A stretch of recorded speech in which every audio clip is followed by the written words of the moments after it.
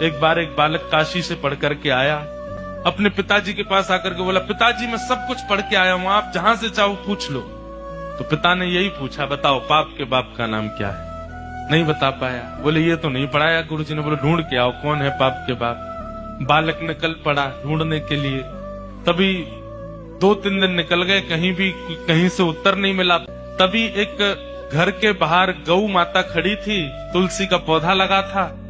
बालक ने सोचा किसी वैष्णव का घर है, 2-3 दिन हो गए कुछ खाया पिया नहीं, यहाँ पे कुछ पा लेता हूँ। उस घर में जैसे ही प्रवेश किया, वो किसी वैष्णव का घर नहीं था, एक वैश्या का घर था। तो वैश्या ने जैसे ही बालक को देखा, ब्राह्मण बालक के हाथों में वेद लगे हैं, तुरंत वैश्या आई जल का पात्र लेकर के। तो ब्राह्मण ने तुरंत जल लिया, पान किया, पान करके बोली, तो ये घर मुझे लगता है किसी वैष्णव का है, गोबर का चौका लगा है, बाहर गैया है, तुलसी का पौधा है।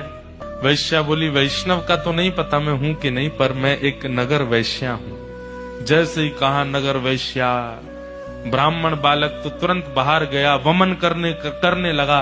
वैश्या बोली, क्या कर रहे हैं आप? बोले पाप का बाप ढूंढने निकला था, वो तो मिला नहीं, तुम्हारे घर पर आके जल पी लिया, पाप और कर दिया मैंने। जैसे ही सुना कि पाप के बाप को खोजने निकले थे, वैश्या ने मन में सोचा, ज्यादा दूर नहीं जाने दूंगी, यहीं मिलाती हूं। अब भगवान जल पी ही लिया है आपने, पाप तो हो ही गया आपसे, अब तो आपको जाना पड़ेगा, नदी स्नान करनी पड़ेगी, जनेऊ बदलनी पड़ेगी, तभी आप शुद्ध हो गए। ब्राह्मण बोले, और नहीं तो ये सब करना पड़ेगा तभी शुद्ध होऊंगा मैं। तो जब पाप हो ही गया है तो थोड़ा और कर लीजिए। बोले मतलब?